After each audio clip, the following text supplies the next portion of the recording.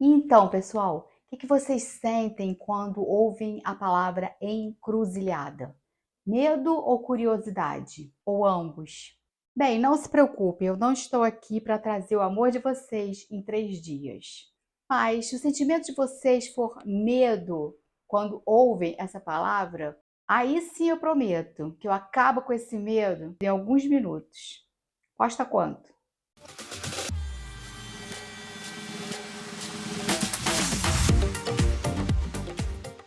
Bem-vindos, bem-vindas, bem-vindes de volta ao meu canal. Que bom estar de novo aqui com vocês. Meu nome é Rita e esse canal é dedicado a descolonizar o pensamento. Então, se você está aberto a desaprender alguns valores, crenças, comportamentos que te ensinaram desde que você nasceu, você está no canal certo. Aproveite e se inscreve no canal e traz mais gente, tá bem? Então, não se preocupe se você sente medo e ao mesmo tempo uma certa atração quando o assunto é encruzilhadas. Porque as encruzilhadas sempre despertaram esse misto de sentimento. Talvez porque seja um espaço de encantamento e todo espaço de encantamento tem sempre seus mistérios. Na verdade, as encruzilhadas sempre estiveram presentes na história de homens e mulheres. Os gregos e romanos, por exemplo, ofertavam a Hécate, deusa dos mistérios do fogo e da lua nova,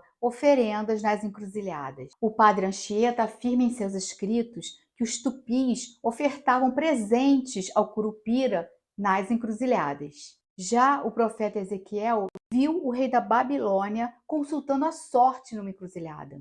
Nas culturas africanas, as encruzilhadas são a moradia do deus Aluvaiá, no caso dos bantus, ou de Exu para os iorubás, ou ainda de Legba para os fones. No universo da música também existem várias histórias encantadas que acontecem nas encruzilhadas. É o caso, por exemplo, do grande cantor de blues Robert Johnson, que, segundo uma dessas histórias, negociou a alma numa encruzilhada do Mississippi e passou a dedilhar como ninguém. Aliás, fica a dica desse documentário na Netflix, O Diabo na Encruzilhada.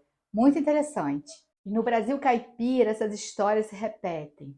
Histórias de violeiros que ganharam uma destreza excepcional no violão depois do encontro com o Tinhoso nas encruzilhadas. Mas hoje o que eu quero mesmo é mostrar para vocês por que as encruzilhadas representam um desafio para o pensamento eurocêntrico. Então, num dos vídeos do nosso canal, o vídeo sobre raça, cujo link eu vou deixar aqui na descrição, nós vimos que o eurocentrismo é uma forma de pensar que tem em suas bases o racionalismo e o dualismo. Então, se a gente remete a Descartes, que foi o filósofo francês que sistematizou esse método racional de pensar, de fazer pesquisa, enfim, nós vamos ver que o lema do racionalismo está registrado na frase penso, logo existo. E aí nós já temos o primeiro desafio para o pensamento racionalista no que se refere à encruzilhada, porque nós podemos dizer que o lema de quem pensa a partir das encruzilhadas é encanto,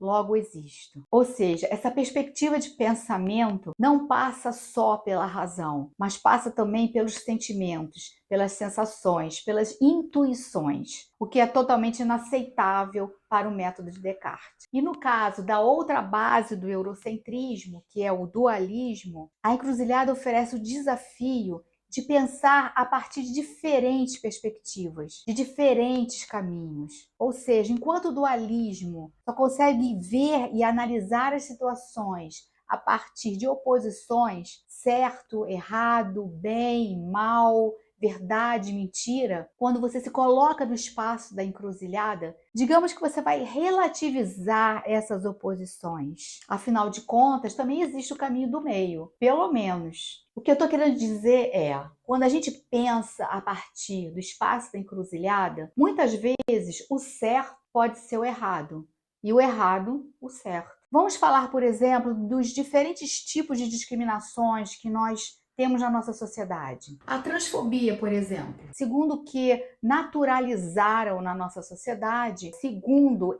essa perspectiva dualista, ou você é cis hétero ou você não é. ou você não tem espaço nesse mundo. E será que esse conceito que foi tão naturalizado entre nós é o certo?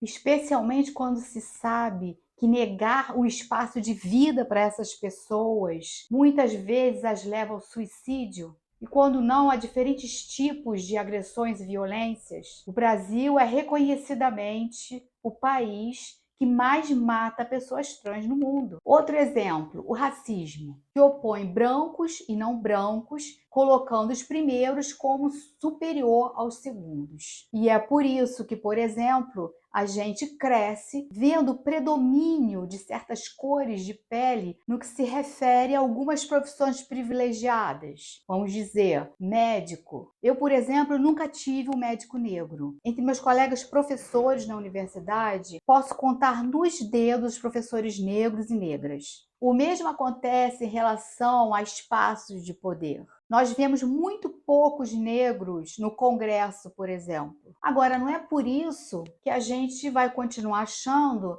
que é assim mesmo, é.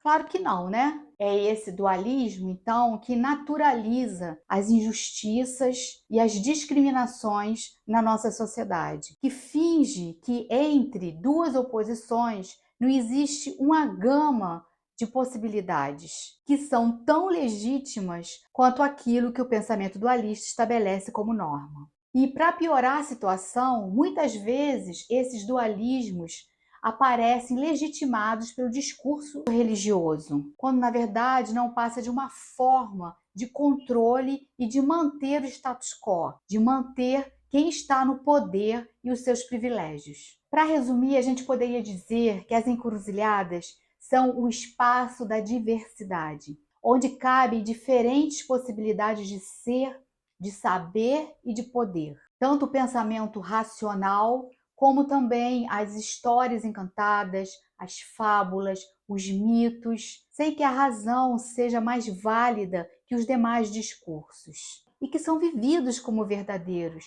sentidos como tais, e que tem sim uma repercussão na vida de cada uma dessas pessoas que acredita e que vive o encantamento. Então, por que discriminar todas essas narrativas encantadas? Muitas delas pertencentes a culturas indígenas ou africanas. Por que desautorizá-las, confinando-as ao reino da fantasia, da mentira, da invenção? O fato é que quando você desautoriza essas narrativas, você também acaba desautorizando quem nelas acredita e as vive. E aí fica a pergunta: a quem interessa esse descrédito? É com essas perguntas que eu hoje desafio o pensamento racional de vocês. Aproveita e responda aqui embaixo nos comentários. Eu quero ler, eu quero interagir mais com vocês. E até o próximo vídeo.